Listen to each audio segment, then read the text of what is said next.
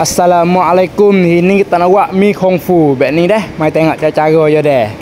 Mula-mula kita ambil mi dengan tepung jagung dah, tergelomok je dulu dah. Gelomok bi rata dah, telur tak payah buh dah dah.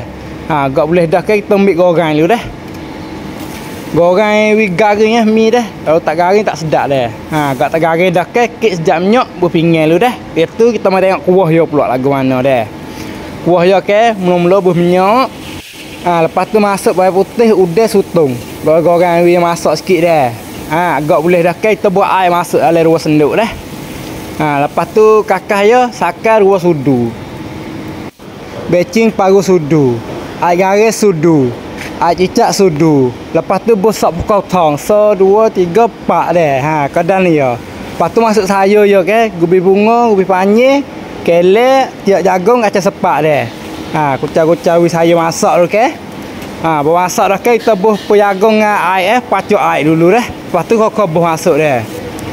Tu jangan lupa lah cek bagi kau saya tik menu ni dah. Sedap mudah buat. Lepas tu buh telur putih masuk sikit tunggu telur putih masak dulu ke. Agak tak masak dah ke sudah kecak dulu dah. Kalau rasa sedap dah ke kita tangguh make gerak tah mi kita goreng saat ni dah. Kalau pia kena menu ni ke boleh lah kod 2 cai kod live kita dah. Ni sudah dah mi kung fu. Boleh lah terah.